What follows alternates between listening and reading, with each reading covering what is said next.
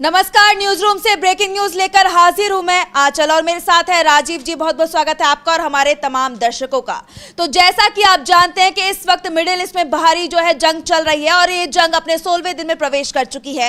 बीते दिन अमेरिका की तरफ से ईरान के खार्ग द्वीप पर हमला किया गया था, उसे निशाना बनाया गया था, जिसके बाद ट्रंप ने चेतावनी दी थी कि अब ये हमले और ज्यादा तेज हो सकते हैं। लेकिन ईरान यहां पर भी झुका नहीं। ईरान ने साफ कह दिया कि हम नहीं झुकेंगे और ईरान ने तेज पलटवार करते हुए कई खाड़ी देशों पर हमला किया जहां पर अमेरिकी सैन्य बेस बने हुए हैं। इसके अलावा उनकी जो तेल रिफाइनरी है उनको भी निशाना बनाया गया, जिसके बाद ये जंग दोनों देशों के बीच और ज्यादा तेज होती जा रही है। और इतना ही नहीं, ईरान ने हिजबुल्लाह के साथ मिलकर इजराइल को भी निशाने पर ले लिया है। इजराइल में भी ताबड़तोड़ बमबारी की जा रही है, ड्रोन से हमले किए जा रहे हैं, मिसाइलों की बौछार की जा रही है, जिसके बाद साफ साफ हिजबुल्लाह ने भी बयान जारी किया है और साफ कहा है कि जिस तरीके से हमले ये जारी है उसमें इजराइल की जो तस्वीर निकलकर सामने आती है वो काफी डराने वाली है। और इस बीच काफी कुछ अपडेट जो है निकलकर सामने आता है ईरान से, अमेरिका से और इसके साथ ही इजराइल से भी। ऐसे में साफ देखा जा सकता है कि ये जंग जो है नए मोड़ में जाती हुई दिखाई दे रही है। बिल्कुल आप सही कह रही हैं, जंग नए मोड़ की तरफ दिखाई दे रही है। और अमेरिका की जहां तक हम बात करें तो अमेरिका यहां बैकफुट पे नजर आता है, जिस पर हम लोग लगातार चर्चा कर रहे हैं। लेकिन अमेरिका ने अपने 14 देशों में कह दिया है कि हम अपने प्रतिनिधियों को वापस लाएंगे, 14 देशों से, और उसमें इराक में। और ये ऐसा हुआ क्यों? क्योंकि कल इराक में अमेरिकी दूतावास के ऊपर ईरान ने हमला बोला और उसके बाद वहां पर अफरा तफरी का आलम मच गया, जिसके बाद इराक में जो यूएस दूतावास है, अमेरिका का दूतावास है, उसने फिर वहां पर एडवाइजरी जारी की। उस एडवाइजरी में क्या कुछ है जरा हम स्क्रीन पे देख भी सकते हैं, लेके आएंगे। और उसके बाद ये देखिए, कह रहे हैं कि जो अमेरिकी नागरिक इराक में रहने का फैसला कर रहे हैं उन्हें ईरान समर्थित आतंकवादी मिलिशिया समूहों से पैदा हो रहे गंभीर खतरे को देखते हुए अपने फैसले पर दोबारा विचार करने को कहा जाता है।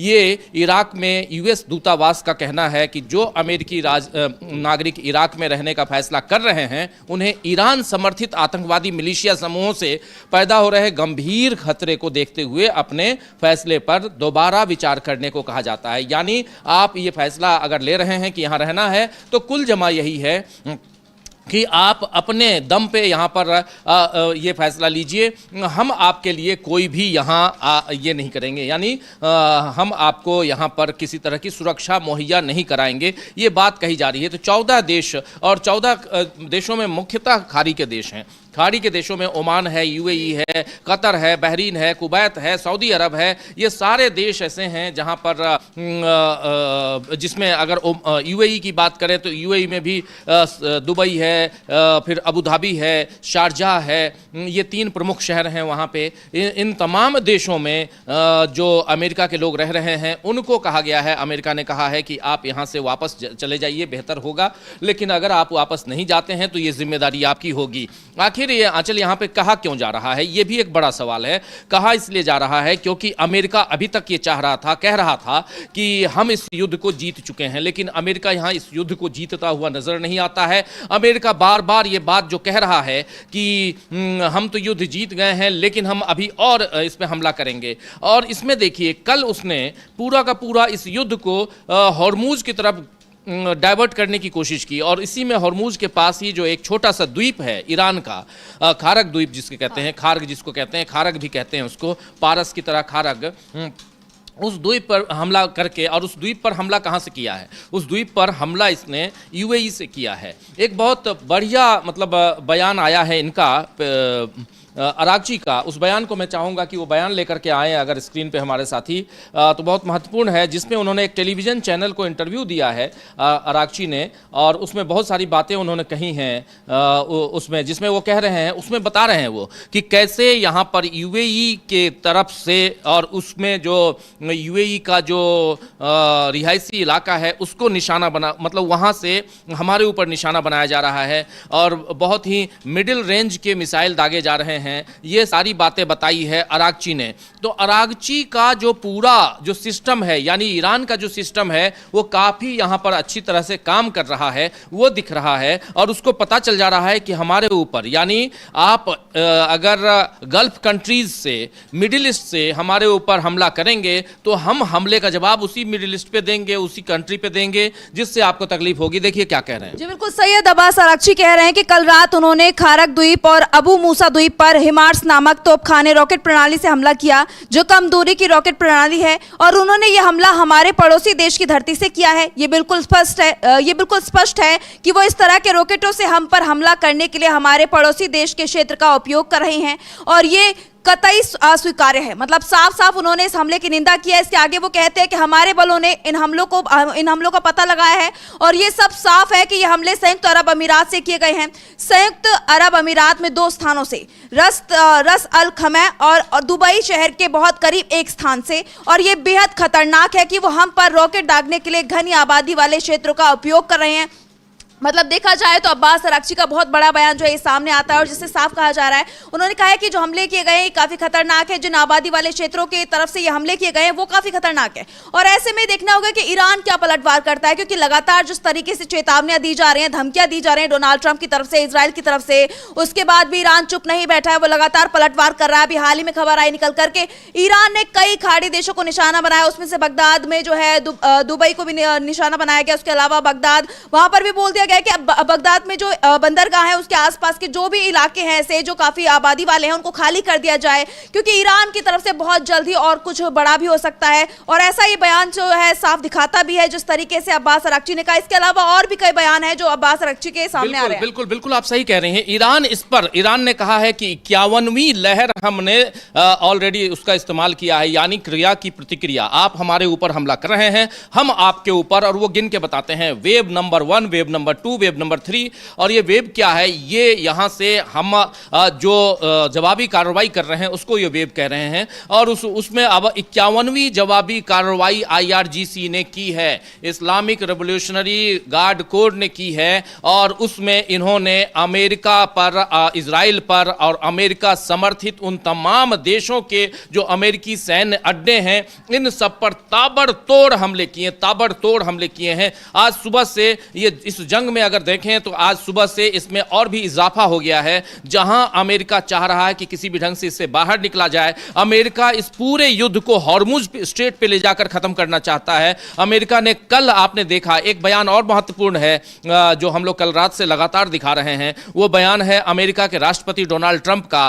क्योंकि उन्होंने ट्रूथ सोशल, अपने सोशल मीडिया प्लेटफॉर्म पे उन्होंने 2 बयान दिए, 2 अलग अलग चीजों में लिखा है उन्होंने। एक तो वहां के अखबारों की उन्होंने बड़ी भर्त्सना की है, और उसमें भी न्यूयॉर्क टाइम्स की और वॉल स्ट्रीट जर्नल की, उसके अलावा दूसरे अखबारों के बारे में उन्होंने कहा है। और दूसरी बात उन्होंने हॉर्मुज को लेकर कही है, और हॉर्मुज के लेकर जब बात वो कर रहे हैं तो साफ साफ कह रहे हैं कि चाहे वो जापान हो, चाहे वो चीन हो, चाहे वो दक्षिण कोरिया हो, इधर के जो पूर्वी एशिया के जो राष्ट्र हैं, उसके अलावा फ्रांस, ब्रिटेन, इन सब से उन्होंने आह्वान किया है कि आप लोग आइए हमारे साथ, हॉर्मुज पे आप लोग सैन्य कार्रवाई कीजिए, हॉर्मुज को खाली करवाना हमारा मुख्य मकसद होना चाहिए। यानी यहां पर अब रेजिम चेंज की बात नहीं है, यहां बात अब परमाणु कार्यक्रमों के समापन की नहीं है, अब बात सिर्फ और सिर्फ व्यापार पे आ गई है। और उसमें भी अमेरिका अब तेल के लाले वहां पड़ने वाले हैं, तो वहां पर अमेरिका साफ साफ कह रहा है कि हॉर्मुज को खाली करवाना हमारा मुख्य मकसद है। और वो बयान जरा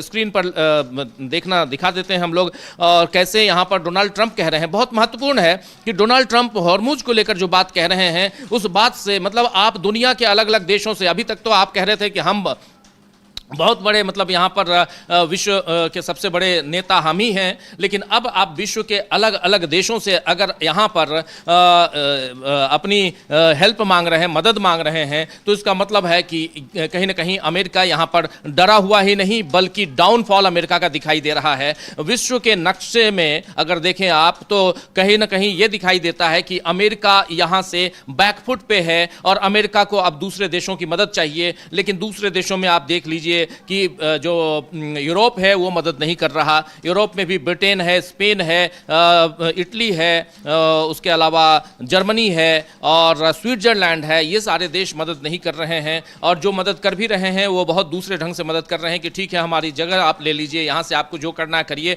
लेकिन हम आपके साथ नहीं आएंगे। और फ्रांस को देख लीजिए, फ्रांस का भी सैनिक एक मारा गया वहाँ इराक की टेरिटरी में, और वो भी इसी युद्ध के दौरान। तो फ्रांस के भी राष्ट्रपति इमैनुअल मैक्रों को भी अब चुनाव में जाना है, तो वो भी थोड़ा परेशानी में है, उनको भी चुनाव जीतना होगा आने वाले समय में।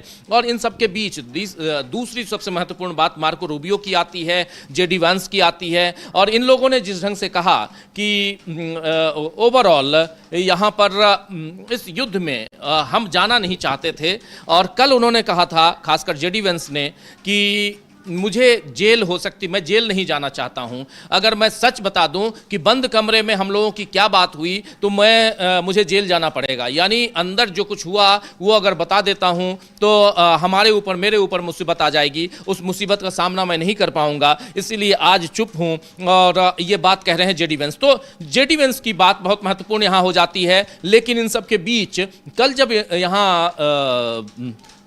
एक देखिए, ये देखिए, ये डोनाल्ड ट्रंप का कल इन्होंने सोशल ट्रूथ पे लिखा था हॉर्मुज जल डमरू मध्य के लिए, क्या कह रहे हैं जरा बताइए। जी, डोनाल्ड ट्रंप कह रहे हैं कि कई देश, विशेषकर वो देश जो ईरान द्वारा हॉर्मुज जलडमरू मध्य को बंद करने की कोशिश से प्रभावित हैं, संयुक्त राज्य अमेरिका के सहयोग से जलडमरू मध्य को खुला और सुरक्षित रखने के लिए युद्धपोत भेजेंगे। हमने ईरान की सैन्य क्षमता को 100% नष्ट कर दिया है, लेकिन चाहे वो कितने भी बुरी तरह से पराजित क्यों ना हो, उनके लिए 1-2 ड्रोन भेजना, और आगे भी वो बहुत कुछ कह रहे हैं कि 1-2 ड्रोन भेजना, बारूदी सुरंगें गिराना या इस जल मार्ग में कहीं भी निकट दूरी की मिसाइल दागना आसान है। आशा है कि चीन, फ्रांस, जापान, दक्षिण कोरिया, ब्रिटेन और अन्य देश जो इस कृत्रिम अवरोध से प्रभावित हैं, इस क्षेत्र में जहाज भेजेंगे ताकि हॉर्मुज जलडमरू मध्य उस राष्ट्र के लिए खतरा ना रहे जिसे पूरी तरह से नष्ट कर दिया गया है। मतलब यह साफ साफ देखा जा रहा है कि डोनाल्ड ट्रंप का बहुत बड़ा बयान सामने आया जिसमें उन्होंने कई देशों से अपील की है विमान भेजने के लिए। उसके आगे वो कहते हैं कि इस बीच संयुक्त राज्य अमेरिका तटरेखा पर लगातार बमबारी करेगा और ईरानी नौकाओं और जहाजों को पानी में डुबोता रहेगा। किसी न किसी तरह हम जल्द ही हॉर्मुज जलडमरू मध्य को खुला, सुरक्षित और स्वतंत्र बना देंगे। राष्ट्रपति डोनाल्ड ट्रंप का ये बहुत बड़ा बयान है जो सामने आप देख रहे हैं। अगर देखा जाए तो डोनाल्ड ट्रंप लगातार ये कह रहे हैं कि वो जंग जीत चुके हैं, उन्होंने ईरान को पूरी तरह से खत्म कर दिया, उन्होंने घुटनों पर ला दिया है, क्योंकि ईरान की जो सुप्रीम लीडर है उनके साथ साथ ही टॉप लीडरशिप जो थे उनको खत्म कर दिया है। लेकिन दूसरी तरफ वो ये भी कहते हैं कि जंग खत्म हो गई है, और एक तरफ ये देखा जाए तो उनका बयान ये भी आता है कि नहीं, अभी ये जंग और चलने वाली है, कल हम हमला करेंगे और इसके आगे आने वाले वक्त में हमले और ज्यादा तेज हो सकते हैं। तो इनके जो दोनों बयान है वो कहीं ना कहीं इस बात की पुष्टि करते हैं कि ईरान अभी झुका नहीं है और ये जंग अभी बहुत ज्यादा लंबी खिंच सकती है। जिसके बाद इस बयान को देखकर लगातार ये कहा जा रहा है कि इन्होंने कई और देशों से भी अपील की है इस जंग में आने की, लेकिन कई देशों ने इनको मना कर दिया है। बिल्कुल वही आप जो बता रही हैं वही मैं भी कह रहा था कि कई देशों से इन्होंने अपील कर दी और कई देश इनके साथ नहीं आ रहे हैं। अन्य देशों का भी जिक्र इन्होंने किया है। उस बयान में आपने देख लिया कि अलग अलग देशों का नाम लिख रहे हैं। वो जापान से भी मदद मांग रहे हैं, वो चीन से भी मदद मांग रहे हैं, वो साउथ कोरिया से मदद मांग रहे हैं, हर अलग अलग जगहों से वो मदद मांग रहे हैं। लेकिन इन मदद के बीच वो कहीं ना कहीं ये भी चाह रहे हैं कि किसी भी ढंग से उनको यहाँ पर परेशानियों का जो सबब है वो उनकी परेशानियाँ दूर हो जाए, ये भी वो चाहते हैं। तो परेशानियां दूर होना एक अलग बात है, और इन सब के बीच कहीं ना कहीं ये चाहते हैं कि यूरोप के जो देश हैं वो इनके साथ आएं।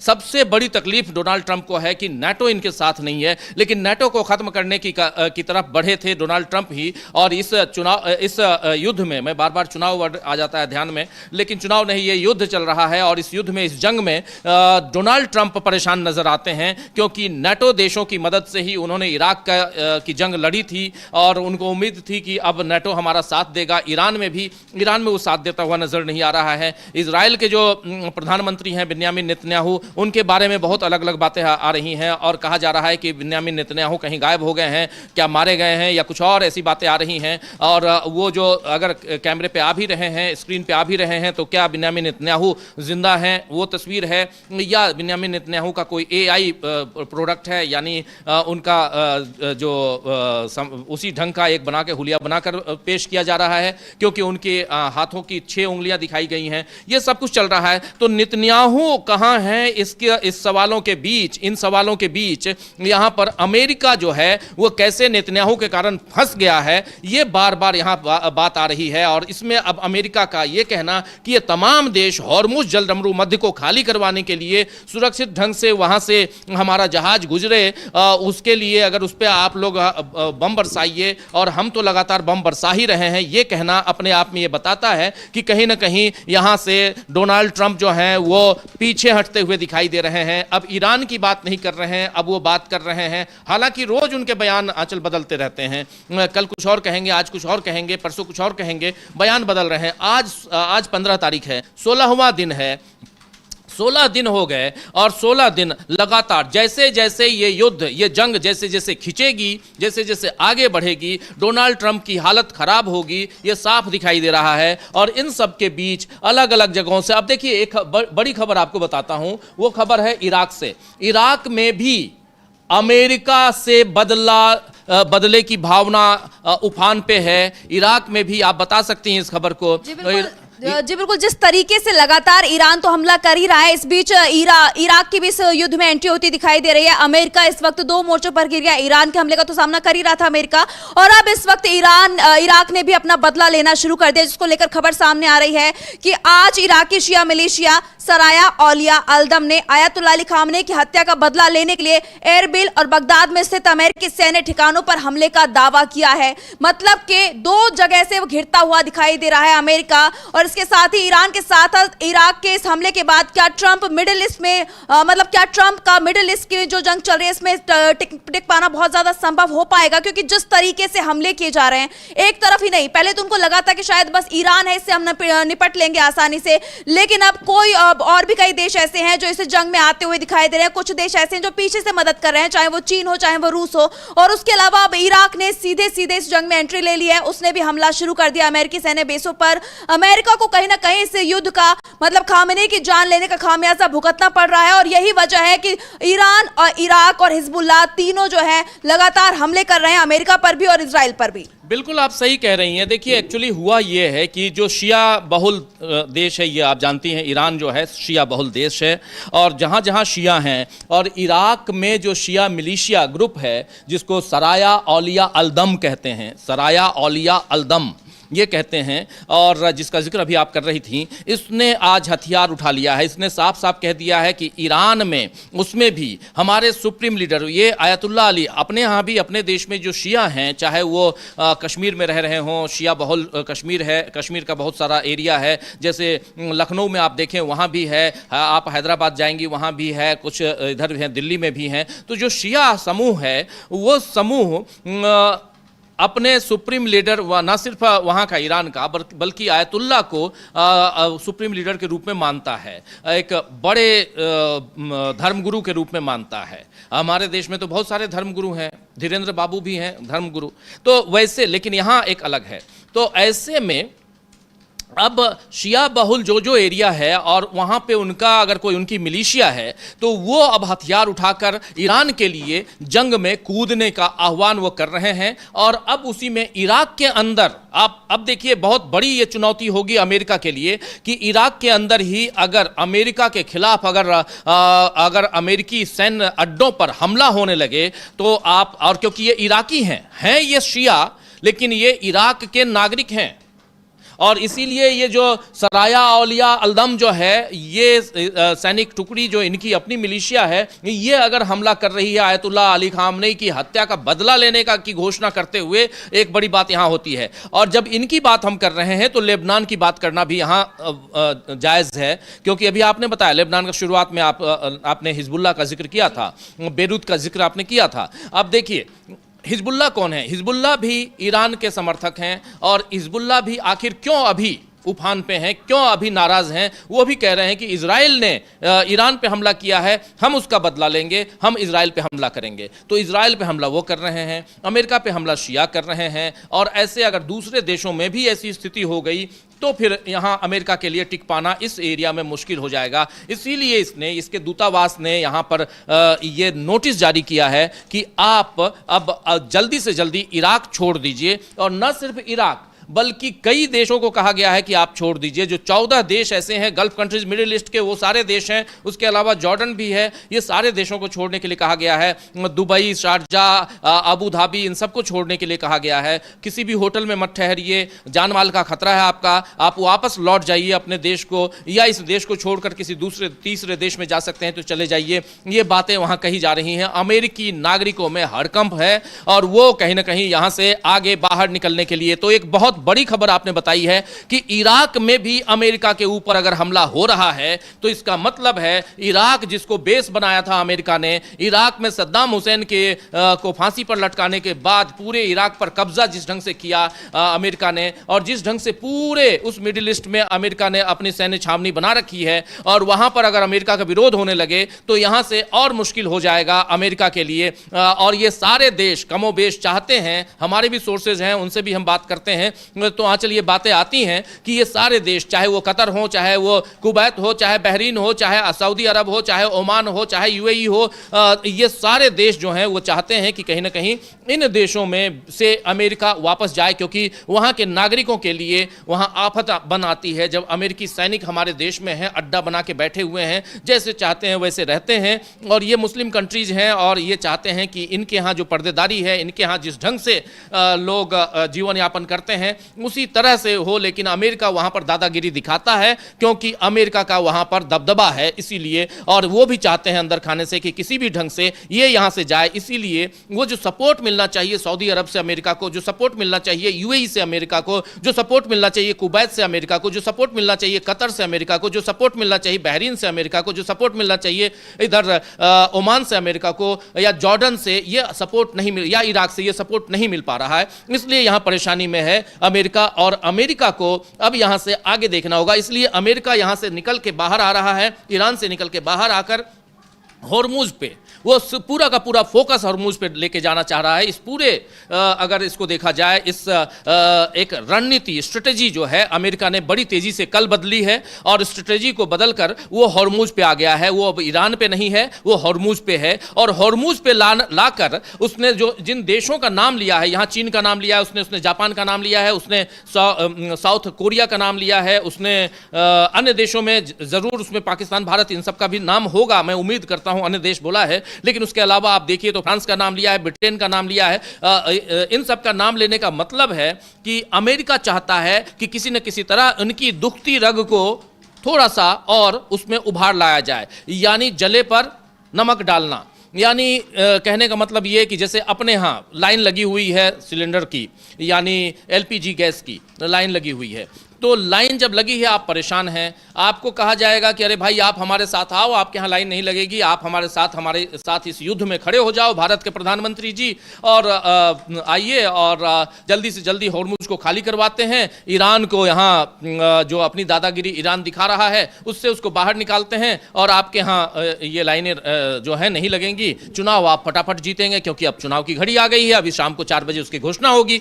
तो इसलिए ये अपील एक स्ट्रेटेजी यहां पर अमेरिका ने चतुराई दिखाई है। डोनाल्ड ट्रंप ने सोए थे ठीक से, बिल्कुल रात को अच्छी नींद आई थी डोनाल्ड ट्रंप की, और उसके बाद जब जगे तो अच्छी अच्छी बातें पेपर पढ़ा तो पेपर में उनके खिलाफ लिखा हुआ था। उन्होंने न्यूयॉर्क टाइम्स को उठाया, न्यूयॉर्क टाइम्स को बकवास कह दिया, उन्होंने वॉल स्ट्रीट जर्नल को उठाया, उसको बकवास कर दिया। जरा स्क्रीन पर ले आइए, मैं कहूंगा अपनी टीम को कि स्क्रीन पर ले आइए उन्होंने जो लिखा सुबह सुबह कि आखिर न्यूयॉर्क टाइम्स को कैसे बकवास कह रहे हैं, बाकी अखबारों को कैसे घटिया कह रहे हैं। जरा उन सबको ले आइए, इनके बयान को, डोनाल्ड ट्रंप के बयान को, बहुत महत्वपूर्ण है, उसको जरा दिखा देते हैं हम अपने साथियों को।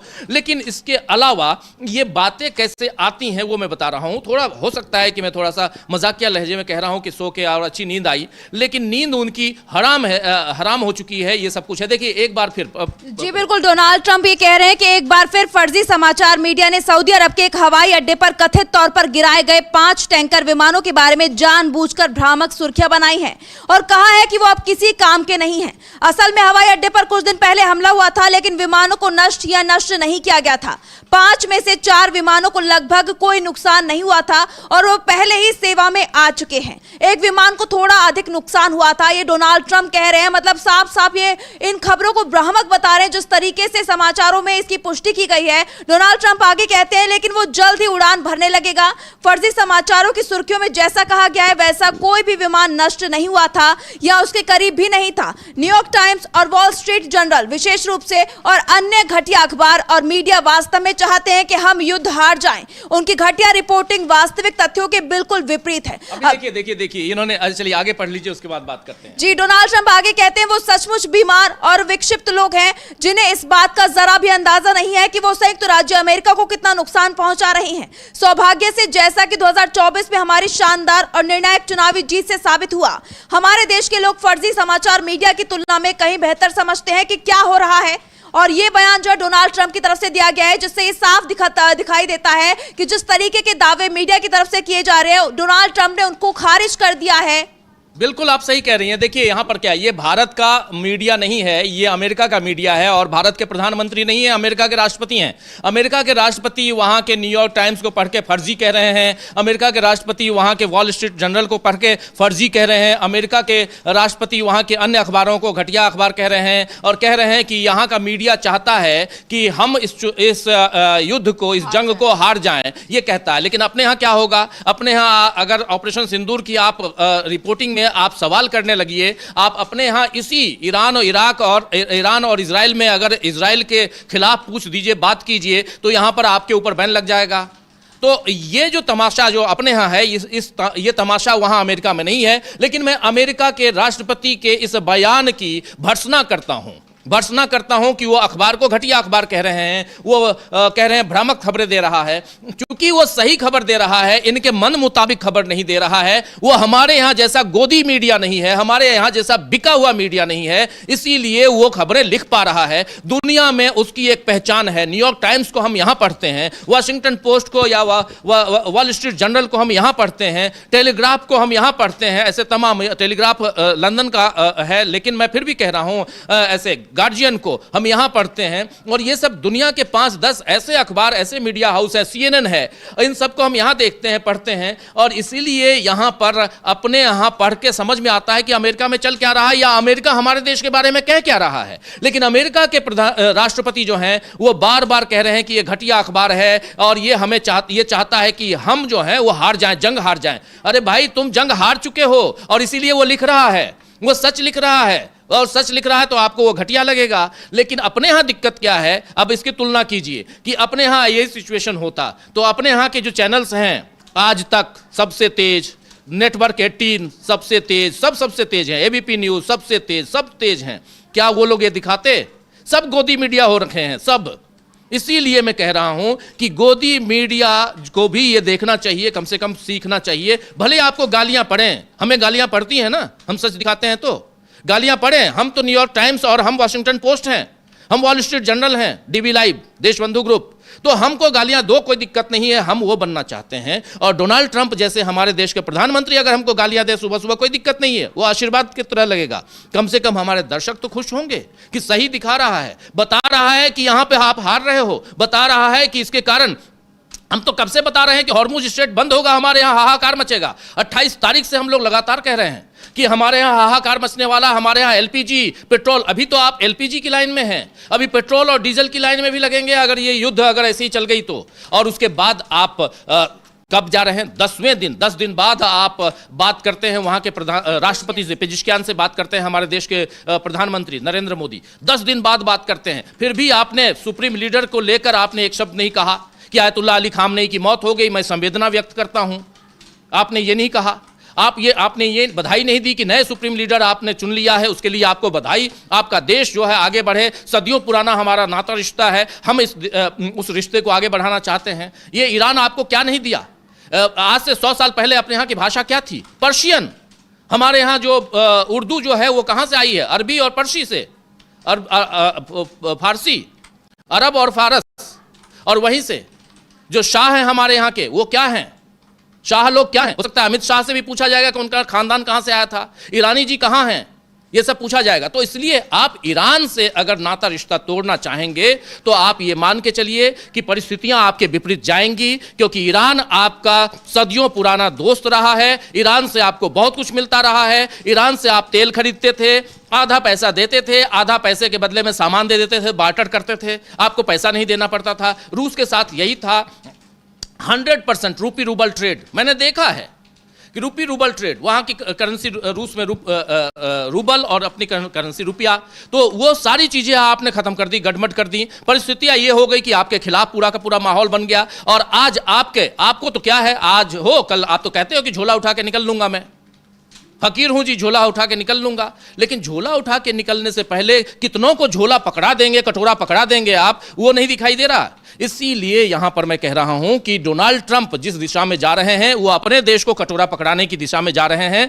और ये डोनाल्ड ट्रंप की बात है, वो जाने, उनका देश है, हम उस देश के नागरिक नहीं है, ना ही चाहते हैं कि हम उस देश के नागरिक हों। बहुत लोग चाहते हैं ग्रीन वीजा लेके वहां रहना। लेकिन दूसरी बात यहां महत्वपूर्ण आंचल में यह कहना चाहूंगा कि इराक के अंदर जब अमेरिका के खिलाफ अगर लड़ाई शुरू हो गई है, लेबनान जो है वो इजराइल के ऊपर हमला कर रहा है, लेबनान में हिजबुल्ला हमला कर रहा है, और दूसरे देश जो हैं उनको अपील कर करके ये परेशान हैं कि हमको किसी तरह लेके आइए और हमारा साथ दीजिए, वो साथ नहीं दे रहे हैं। तो बहुत बुरी हालत में अमेरिका है, बहुत बुरी हालत में है। और यहाँ से पूरे जियोपॉलिटिक्स को आप चेंज होते हुए देखेंगी, पूरी दुनिया की राजनीति को आप चेंज होते हुए देखेंगी, और उसमें भारत कहाँ रहेगा, ये एक बड़ा सवाल है, बहुत बड़ा सवाल है। बिल्कुल, जिस तरीके से ईरान ने मोर्चा संभाला हुआ है, उसके बाद अमेरिका इस जंग को छेड़कर कहीं ना कहीं फंसता हुआ दिखाई दे रहा है। और ये साफ है डोनाल्ड ट्रंप के बयानों से भी, क्योंकि डोनाल्ड ट्रंप के जो भी बयान सामने आ रहे हैं उसमें उनकी बौखलाहट साफ दिखाई दे रही है। लगातार वो है मीडिया को झूठा बता रहे हैं, कुछ बयान ऐसे दे देते हैं जिनको लगातार चर्चा हो रही है उनके बयानों की। ऐसे में दोनों ही मोर्चों पर अमेरिका घिरते हुए दिखाई दे रहे हैं। ईरान ने तो लगातार हमले जारी रखे हैं, हिजबुल्लाह के साथ मिलकर इजराइल और अमेरिका दोनों पर हमले कर रहा है। और उसके अलावा इराक की भी इस युद्ध में एंट्री हो गई। और जिस तरीके से अभी उन्होंने अपील की है बाकी देशों से कि इस जंग में आना चाहिए, और बाकी जो देश है वो मना करते हुए दिखाई दे रहे हैं, उससे कहीं ना कहीं ट्रंप जो है बैकफुट पर दिखाई दे रहे हैं। और इस बीच IRGC का भी बयान आया है, जिस तरीके से इजराइल और अमेरिकी सैन्य ठिकानों को निशाना बनाया गया, उसको लेकर IRGC ने दावा किया है कि हमारी तरफ से जो हमले हैं वो लगातार जारी हैं। IRGC ने कहा है कि उसने इजराइल और इराक तथा कुवैत में अमेरिकी ठिकानों को निशाना बनाया है। इजराइल में एम्बुलेंस की लगातार आवाजें और अधिकारियों द्वारा बढ़ते मृतकों और घायल लोगों की संख्या के खुलासे ये दिखाते हैं कि उनके भारी मिसाइल हमलों का प्रभाव औद्योगिक क्षेत्रों में गहरा पड़ा है। तेल अवीव के औद्योगिक क्षेत्र में भारी मिसाइल हमलों से गंभीर नुकसान हुआ है, यह IRGC का कहना है, जिससे ये साफ होता है कि जितना नुकसान अमेरिका ने सोचा था ईरान का करने के लिए, उसके साथ ही अमेरिका भी उतना नुकसान झेल रहा है। अमेरिका के साथ साथ इजराइल का काफी नुकसान हो रहा है। दोनों ही देश इस जंग में बुरी तरीके से फंसते हुए दिखाई दे रहे हैं, जहां से लगातार है सायरन की आवाजें सुनाई दे रही हैं। इसके अलावा भी कई जो तस्वीरें सामने आती हैं काफी डराने वाली हैं, क्योंकि इसमें कई लोगों की जान भी जा रही है। ईरान की तरफ से लगातार ये दावा किया जा रहा है कि जो हम मिसाइल हमले कर रहे हैं उसमें लगातार अमेरिका को नुकसान पहुंच रहा है, उसके साथ साथ इजराइल को भी नुकसान पहुंच रहा है। और इजराइल के PM नेतन्याहू लगातार जो है डर के साए में दिखाई दे रहे हैं, क्योंकि जिस तरीके से खबरें निकलकर सामने आती हैं, डर के साए में वो दिखाई नहीं दे रहे हैं। डर के साए में कहां हैं, वो तो कहीं हैं कि नहीं, वो भी दिखाई नहीं दे रहे हैं। जो आप बता रही हैं बहुत इंपॉर्टेंट बात बता रही हैं। इजराइल पे इस बीच ताबड़तोड़ हमले कर रहा है। अभी ब्रेकिंग खबर बता रहा हूं, इजराइल पे ईरान ताबड़तोड़ हमले कर रहा है। इजराइल में सायरन बजने की खबर आ रही है वहाँ से।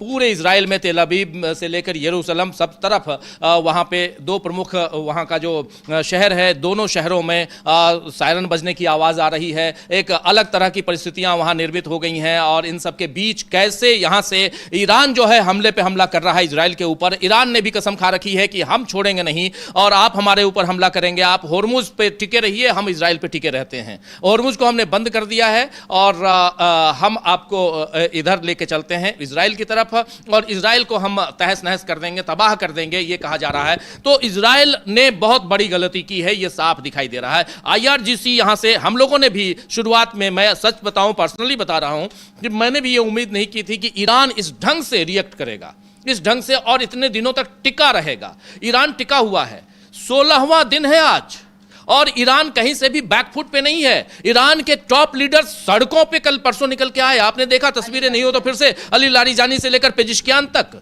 वहां के जो सुप्रीम कोर्ट के जो चीफ जस्टिस हैं वो तक, सब लोग सड़कों पे।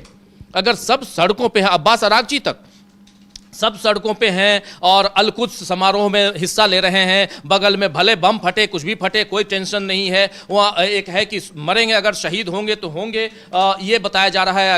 अगर कहा जा रहा है कि अपने देश के लिए अगर कुर्बान हो गए तो हो गए, हमारे सुप्रीम लीडर कुर्बान हो गए तो हमारा क्या है, ये सारी बातें हो रही है। अगर सुप्रीम लीडर कुर्बान की बात, तो मैं एक बात यहाँ पे और बहुत इंपॉर्टेंट बात, जो भारत में जो इनके प्रतिनिधि हैं ईरान के सुप्रीम लीडर के प्रति अब्दुल मजीद हकीम इलाही, उन्होंने चौंकाने वाला खुलासा किया है। उन्होंने कहा है कि जान को खतरा होने के बावजूद सुप्रीम लीडर न खुद बंकर में छिपे और न ही अपने परिवार को बंकर में छिपाया। उन्होंने साफ साफ कहा है, न वो खुद बंकर में छिपे, न ही, देखिए ये देखिए, ये तस्वीर देखिए आप, ये तस्वीर देखिए, बहुत इंपॉर्टेंट है। इस तस्वीर में आप देखिए क्या है, ये अलग अलग लोग आके, अब पेजिशकियान देखिए, यहाँ पे अली लारीजानी है, ये अली लारीजानी, तो अलग अलग लोगों की तस्वीरें, और ये सेल्फी ले रहे हैं, नारेबाजी कर रहे हैं उनके साथ। ये है ईरान। इन तस्वीरों से ही साफ जाहिर होता है कि जो अमेरिका सोच रहा था कि ईरान के सुप्रीम लीडर को खत्म करने के बाद ईरान की जनता डर जाएगी, बाकी बचे नेता डर जाएंगे, ऐसा कुछ भी होता हुआ दिखाई नहीं दे रहा है। बल्कि उसके उलट ही तस्वीरें जो निकलकर सामने आती हैं वो उसके उल्टा ही दिखा रही है। क्योंकि जिस तरीके से पेजिशकियान सड़कों पर दिखाई देते हैं, इसके अलावा अली लारीजानी है, वो भी सड़कों पर दिखाई देते हैं। साफ है कि ईरान की जनता और वहां के नेताओं में कोई भी डर अब नहीं बचा है, क्योंकि वो साफ लगातार ये कह रहे हैं कि हमने अपने सुप्रीम लीडर को खो दिया और ईरान के पास अब और कुछ खोने के लिए नहीं बचा है। जिसके बाद लगातार सड़कों पर जन सैलाब दिखाई दे रहा है, लगातार अमेरिका और इजराइल के खिलाफ नारेबाजी की जा रही है, उनकी नीतियों का विरोध किया जा रहा है। और इसके बाद ये साफ दिखाई देता है कि ईरान के जो लीडर इस वक्त है, मुश्तबा खामनेई और बाकी जो नेता हैं, वो लगातार पलटवार इसलिए भी कर पा रहे हैं क्योंकि ईरान की जनता उन्हें सपोर्ट कर रही है, उनके साथ बनी हुई है, लगातार समर्थन दिया जा रहा है जनता की तरफ से। और यही वजह है कि ईरान अब तक इस जंग में टिका हुआ है, क्योंकि 16 दिन बीत चुके हैं। अमेरिका ने लगातार शायद इसकी कल्पना भी ना की हो कि ईरान इतने दिनों तक इस जंग में टिक जाएगा, क्योंकि इससे पहले जो जंग हुई थी वो 12 दिन तक चली थी और उसके बाद सीजफायर का ऐलान कर दिया गया था। लेकिन इस बार भी कोशिश यही थी, शायद उनको लगा भी यही था कि पहली बार में ही खामनेई को खत्म कर देंगे तो ईरान झुक जाएगा। लेकिन अभी 16वें दिन भी ऐसा होता नहीं दिखाई दे रहा है, जिसके बाद साफ संकेत मिल रहे हैं। ईरान ने भी कह दिया है कि उसकी तरफ से अब हमले और ज्यादा तेज होने वाले हैं। अभी वो अपनी और भी मिसाइलों का इस्तेमाल करने वाला है, जिससे ट्रंप लगातार डरे हुए दिखाई दे रहे हैं। और ऐसे में साफ दिखाई देता है कि ईरान इतनी जल्दी नहीं झुकेगा जब तक कि उसका बदला पूरा नहीं हो जाता। ये जंग तभी खत्म होगी जब ईरान चाहेगा। बिल्कुल, यहाँ पर अब्दुल मजीद की बात मैं कर रहा था, अब्दुल मजीद हकीम इलाही, जो भारत में सुप्रीम लीडर के प्रतिनिधि हैं, दिल्ली में एम्बेसी में रहते हैं, वो उनके बयान बहुत चौंकाने वाले हैं, जिसमें उन्होंने कहा है कि कैसे सुप्रीम लीडर हमारे मारे गए। उन्होंने मौत को गले लगाया, और कैसे लगाया, उन्होंने कहा कि एक्चुअली आपको पता होगा कि ईरान की आबादी 9 करोड़ है, 9 करोड़ वहाँ की आबादी है। और उन्होंने कहा कि मैं बंकर में चला जाऊं, खुफिया एजेंसियों ने कहा था कि आप बंकर में चले जाइए, आपकी जान को खतरा है, ये उनकी खुफिया एजेंसी का कहना था। तो इन्होंने कहा कि मैं बंकर में नहीं जाऊंगा, मैं अपनी जान की कीमत पर अपने लिए, अपने जो 9 करोड़ जनता है हमारी, उसको उनको मौत के घाट नहीं उतारूंगा, उनके लिए मौत नहीं चुनूंगा। मौत चुनना होगा तो मैं अपने लिए चुनूंगा। और वो बंकर में नहीं गए। उनके जो आईआरजीसी के लोग, बाकी खुफिया एजेंसियां, उन लोगों ने कहा कि इसको हम यहीं पे आपके घर के नीचे ही तहखाना बनवा देते हैं, बंकर बनवा देते हैं, आप वहां छिप जाइए पूरे परिवार के साथ। इन्होंने उस पर जाना नहीं उचित समझा। और इसके बाद, क्योंकि कल जब दिल्ली में एक कार्यक्रम में इन्होंने ये बातें कही हैं, तो ये बातें चौंकाने वाली तो नहीं लगी, क्योंकि ये बात छन छन के आ रही थी। लेकिन आधिकारिक तौर पर यह बात आई है, आंचल, तो यहाँ रखना बहुत इंपॉर्टेंट हो जाता है, क्योंकि आधिकारिक तौर पर अगर यह बताया जाए अगर कि हाँ सचमुच ऐसा ही हुआ था, एक है कि अनुमान लगा रहे हैं हम कि नहीं, वो बंकर में नहीं जाना चाहते थे, मौखिक रूप से ये बातें आ रही हैं। हमारे भी जो साथी वहाँ ईरान से जुड़ते हैं हर शाम न्यूज़ पॉइंट में 7 बजे से जो न्यूज़ पॉइंट करता हूँ मैं, उसमें जुड़ते हैं, तो वो बताते हैं, वहाँ की ग्राउंड रिपोर्ट बताते हैं, ग्राउंड जीरो से वो बैठते हैं, क्या क्या चल रहा है सब कुछ आंखों देखी वो बताते हैं, वीडियोज भेजते हैं जो हम दिखाते हैं। जितने वीडियो अभी आप देख रही थी, हम लोग दिखा रहे हैं अपने दर्शकों को, वो सारे वीडियो वहीं से भेजे गए हैं। जो ओरिजिनल वीडियो हमारे वीडियो हैं, वो हम मैक्सिमम वीडियो हम अपने वीडियो दिखाते हैं। तो ये सब कुछ है। और इन सब के बीच अगर सुप्रीम लीडर ने मौत को चुना, शहादत को चुना, उन्होंने कहा कि हम 9 करोड़ जनता के लिए खुद को बचा लें और 9 करोड़ जनता को अगर लगा दें उसमें मौत के घाट उतार दें तो ठीक नहीं है। और इसीलिए यहाँ पर जो अब्दुल मजीद इलाही जो हैं, हकीम इलाही, अब्दुल मजीद हकीम इलाही जो भारत में प्रतिनिधि हैं सुप्रीम लीडर के, उनका बयान यहाँ काफ़ी मायने रखता है। वो कहते हैं कि जब ईरान के 9 करोड़, उनका कहना था, यानी सुप्रीम लीडर का कहना था कि जब ईरान के 9 करोड़ लोगों की सिक्योरिटी के लिए शेल्टर नहीं है तो वो शेल्टर में कैसे रह सकते हैं। अगर मैं ईरान के लोगों का सर्वोच्च नेता तो मुझे उनके साथ खड़ा, अगर मैं हूं सर्वोच्च नेता तो मुझे उनके साथ खड़ा होना चाहिए, उनकी तरह जीना चाहिए और उनकी तरह ही मरना चाहिए। कह रहे हैं 37 साल तक देश की सेवा करने वाले खामनेई ने अपने घर पर ही रहने का फैसला किया था। वो कहते हैं कि मौत एक न एक दिन सबको आनी है, हर किसी को आनी है, लेकिन वह अपने 9 करोड़ लोगों को मौत के मुंह में छोड़कर खुद की जान बिल्कुल नहीं बचाएंगे। ये बात कह रहे हैं। इलाही ने आगे कहा था कि ईरान के खुफिया अधिकारियों ने उनसे अपील की थी कि वो अगर किसी बंकर में या किसी और सुरक्षित स्थान पर नहीं जाना चाहते हैं तो उनके घर के तहखाने में ही बंकर बना देते हैं, लेकिन वो इसके लिए भी नहीं माने। और उसके बाद उन्होंने ये भी कहा कि अगर मेरे लिए बंकर बना रहे हो तो पहले उन 9 करोड़ लोगों के लिए बंकर बनाओ, अपने हमारे देश की जनता के लिए, तब हम ये जाएंगे। और यही सवाल उनके परिवार से पूछा गया तो परिवार का भी जवाब यही था कि जब पूरे लोग, हमारे देश की जनता सुरक्षित रहेगी तभी हम भी सुरक्षित रहेंगे। यानी साफ साफ है, मौत को गले लगाना अपनी जनता के लिए, अगर आप मौत को गले लगाते हैं तो जनता आपके लिए खड़ी होती है। और आज वही दिखाई दे रहा है। ये जो तस्वीरें हम लोग देख रहे थे, जरा उन तस्वीरों को फिर से ले आइए। और तस्वीरों में हुजूम है, लंबी लाइनें लगी हुई हैं। उन तस्वीरों को अगर हम देख रहे हैं, हमारे तमाम साथी, दर्शक साथी कई बार देख चुके हैं। वो तस्वीरें इसलिए हैं क्योंकि आज जनता, आप सोचिए, अपने ही अभी 4 दिनों के लिए ऑपरेशन सिंदूर हुआ, डरे सहमे थे। हम लोग दिल्ली रहते हैं, दिल्ली में भी डरे सहमे हुए थे, अरे पता नहीं कब कोई मिसाइल आ जाए। लेकिन ये देखिए, ये तस्वीरें देखिए, जरा फुल स्क्रीन ले आ सकते हैं तो फुल स्क्रीन ले आइए। इन तस्वीरों को देखेंगे आप तो समझ में आएगा कि देखिए इन तस्वीरों को, आपको साफ समझ में आता है कि कैसे वहां के लोग मौत को गले लगाने के लिए खड़े हैं, लेकिन सड़कों पे हैं, सड़कों पे, और वो बाहर निकल रहे हैं। तो ये सब बातें जो हैं वो बताती हैं कि कहीं ना कहीं यहाँ की जनता अपने सुप्रीम लीडर, जिस सुप्रीम लीडर ने अपनी जनता के लिए कि 9 का बंकर बनवाना होगा तो 9 करोड़ लोगों के लिए बनवाना होगा, और वरना मैं अकेले अपने तहखाने में चला जाऊं और बाकी लोग जो हैं वो मौत को गले लगाएं, ये पसंद नहीं है। और यही बात यहाँ दिखाई दे रही है कि आज वो लोग अपने एक लीडर के मारे जाने के बाद, सुप्रीम लीडर के मारे जाने के बाद, मौत को गले लगाने के लिए तैयार हैं, लेकिन वो सड़कों पे हैं और पूरा सपोर्ट कर रहे हैं ईरान का। जी बिल्कुल, देखा जाए तो जिस तरीके से supreme leader Ayatollah Ali Khamenei ने अपनी जान की परवाह न करते हुए 9 करोड़ लोगों की जान बचाई, उन्होंने साफ कह दिया कि मेरे लिए अगर बंकर बनाया जा रहा है तो जनता के लिए भी बंकर बनाया जाए। एक तरफ तो वो थे और दूसरी तरफ है डोनाल्ड ट्रंप, जो लगातार अमेरिकियों की जान खतरे में डाल रहे हैं, क्योंकि संकट तो उन पर भी गहराता हुआ दिखाई दे रहा है। तो दोनों में काफी अंतर दिखाई देता है। एक तरफ वो हैं जो कि मरने के लिए तैयार है और एक दूसरी तरफ जो सिर्फ मारने वाले हैं। तो ऐसे में देखा जाए तो काफी अंतर दिखाई देता है, और इसी अंतर की वजह से डोनाल्ड ट्रंप अभी डरे हुए दिखाई दे रहे हैं, क्योंकि ईरान की जनता लगातार सुप्रीम लीडर के समर्थन में खड़ी दिखाई दे रही है। वहीं ट्रंप की जो नीतियां हैं उनका लगातार अमेरिका के साथ साथ कई और देशों में भी विरोध होता हुआ दिखाई दे रहा है, जिसके बाद उन्हें डर है कि कहीं जो मिड टर्म जो चुनाव होना है नवंबर दिसंबर में, कहीं वो उसमें उनकी कुर्सी ना चली जाए, क्योंकि इस तरीके का विरोध लगातार सिर्फ जनता ही नहीं कर रहे हैं बल्कि उनके अपने लोग भी करते हुए दिखाई दे रहे हैं। हाल ही में जो बयान आया था अभी उपराष्ट्रपति JD वेंस का, उन्होंने भी कहा था कि अगर मैं और कुछ बोलूंगा तो शायद मैं जेल जा सकता हूं, मैं जेल नहीं जाना चाहता। इस तरीके का बयान था जिसके कई मायने जो है निकल कर सामने आते हैं। ऐसे में साफ है कि डोनाल्ड ट्रंप इस जंग में फंसकर बुरी तरह से फंस गए हैं। उनके लिए इस जंग से निकलना काफी मुश्किल भरा रहने वाला है, और यही वजह है कि अब वो भारी जो कीमत चुका रहे हैं इस जंग में घुसने की। लगातार ईरान की तरफ से हमले किए जा रहे हैं, इराक की भी एंट्री हो गई है और कई देशों ने अमेरिका का साथ छोड़ दिया है, जिसकी वजह से वो इस जंग में अलग थलग पड़ते हुए दिखाई दे रहे हैं। और भी कई जो बयान है निकलकर सामने आते हैं। अब्बास अरागची का बयान है, IRGC ने भी कई दावे किए हैं जलरमरू मध्य को लेकर, जिसको लेकर लगातार चर्चा की जा रही है। और इस बीच जो है रूस और चीन को लेकर अरागची ने बहुत बड़ा बयान दिया है, क्योंकि जिस तरीके से लगातार रूस और चीन की जंग को लेकर चर्चा की जा रही है, उस बीच अब्बास अरागची ने कहा है कि रूस और चीन हमारे रणनीतिक साझेदार हैं,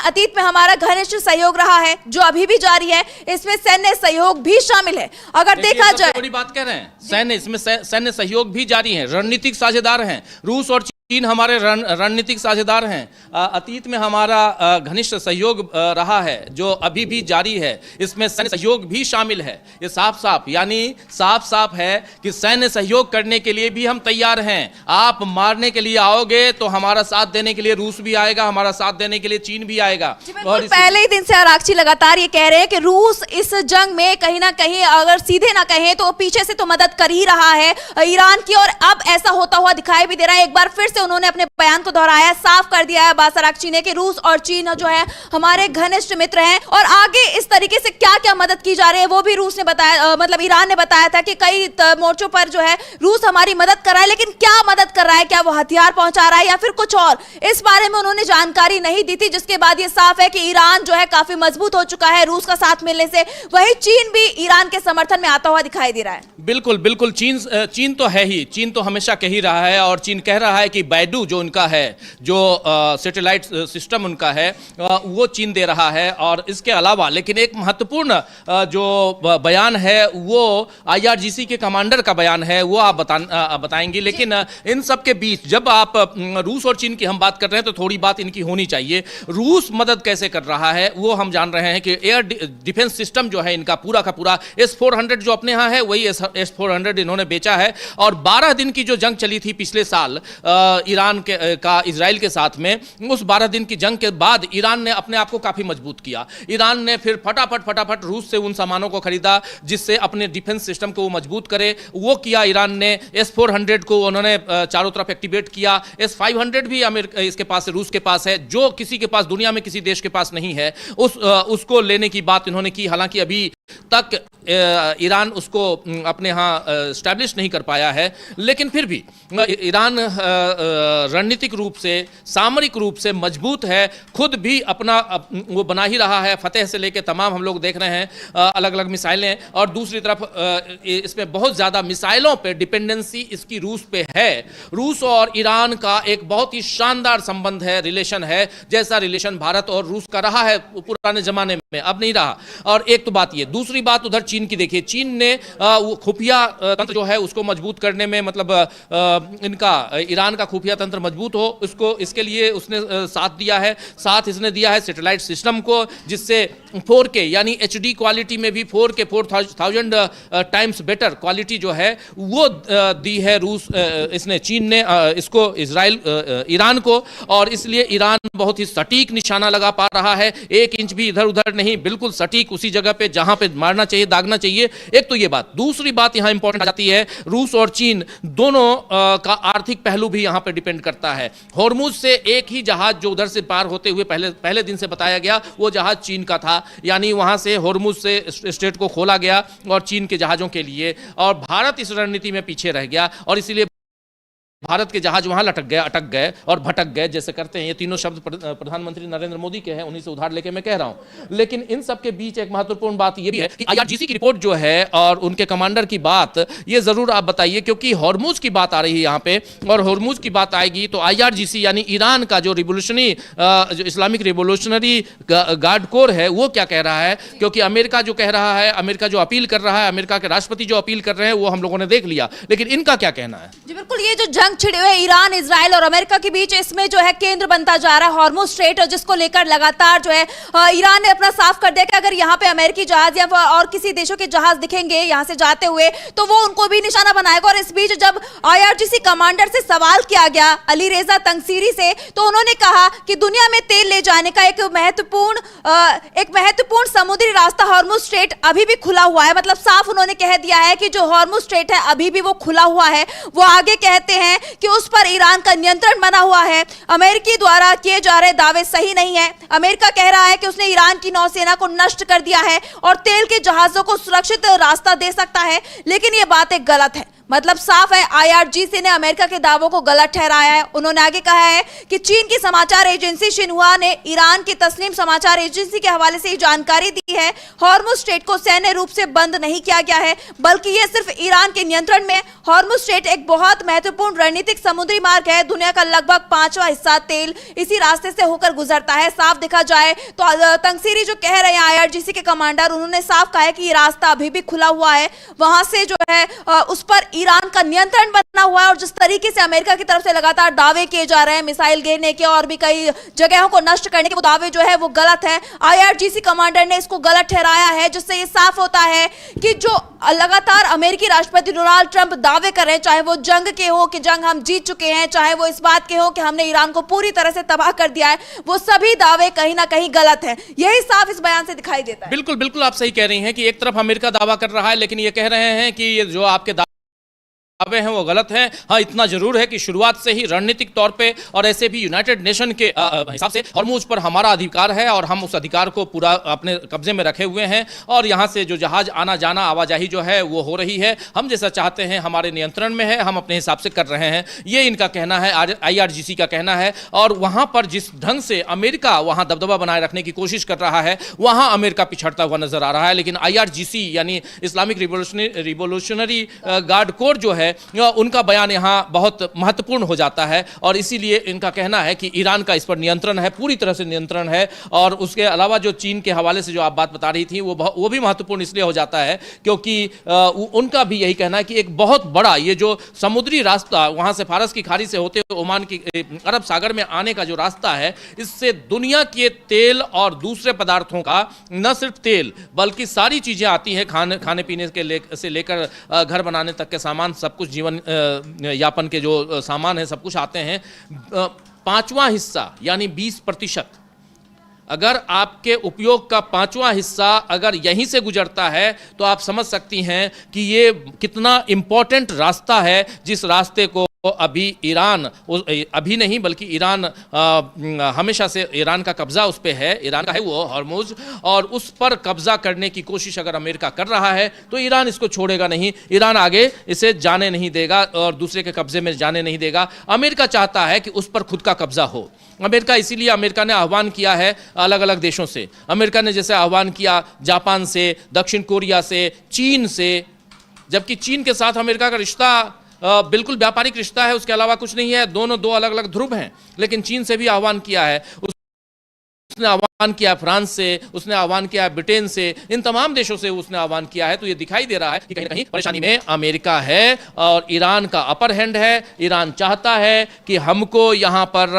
हम जिस ढंग से कह रहे हैं उस ढंग से आप काम कीजिए, वरना हम यहाँ से आगे आपको बढ़ने नहीं देंगे। ये साफ दिखाई दे रहा है। जी बिल्कुल, ईरान ने एक तरीके से सीधे सीधे चेतावनी दे दी है अमेरिका को भी और इजराइल को भी, क्योंकि जिस तरीके से लगातार धमकियां दी जा रही थी डोनाल्ड ट्रंप की तरफ से कि हमले अब और तेज होंगे, कल हम बड़ा हमला करने वाले हैं या फिर अगले हफ्ते बहुत बड़ा हमला होगा ईरान पर, उसके बाद ईरान भी चुप नहीं बैठा है, वो लगातार पलटवार कर रहा है और पूरी मजबूती के साथ कर रहा है, जिसके जो तस्वीरें निकलकर सामने आती है उसमें पुष्टि होती हुई दिखाई भी दे रही है। क्योंकि जिस तरीके से हिजबुल्लाह ने भी दावा किया कि उसने कई मिसाइलों की बौछार की है इजराइल पर, और ईरान की तरफ से भी लगातार सैन्य अड्डों को निशाना बनाया जा रहा है, अमेरिकी सैन्य अड्डों को, खाड़ी देशों पर जो भी है, मतलब चाहे वो यूएई की बात की जाए, कतर की बात की जाए, कुवैत की बात की जाए, चाहे हम उसमें बहरीन की बात करें, तो अलग अलग देशों में जहां पर भी अमेरिकी सैन्य अड्डे हैं उसको निशाना बनाया जा रहा है ईरान की तरफ से, जिससे ये साफ है कि ये जंग अभी और ज्यादा लंबी खींचने वाली है, क्योंकि ईरान अभी इस जंग में सरेंडर करने को तैयार नहीं है और लगातार यही कहा जा रहा है कि ये जंग तभी रुकेगी जब ईरान की शर्तों पर अमेरिका ध्यान देगा। यानी कि ईरान इस जंग से पीछे हटने के लिए शर्तें रखी हैं अमेरिका के सामने, और शर्तें वही हैं कि अगर अमेरिका मानता है तो ही जंग रुकेगी, वरना हो सकता है कि ये जंग और ज्यादा लंबी चले और इसमें नुकसान होना दोनों तरफ का ही तय माना जा रहा है। क्योंकि ईरान तो अपनी जो भी है सुप्रीम लीडर, जो कमांडर है, उनको खो चुका है, ईरान के पास अब खोने के लिए कुछ नहीं है, ये ईरान कह चुका है। लेकिन अभी अमेरिका का बहुत नुकसान होना बाकी है। जिस तरीके से ईरान चेतावनी दे रहा है उससे तो साफ जाहिर होता है कि ये जंग अभी लंबी चलेगी, जिसमें अमेरिका को बहुत कुछ खोना पड़ सकता है। संकट अमेरिकी राष्ट्रपति डोनाल्ड ट्रंप की कुर्सी पर भी गहराता हुआ दिखाई दे रहा है। तो फिलहाल इस ब्रेकिंग न्यूज में बस इतना ही। हम दोनों को दीजिए इजाजत। बहुत बहुत शुक्रिया आपका हमारे साथ जुड़ने के लिए, बहुत बहुत शुक्रिया राजीव जी आपका हमारे साथ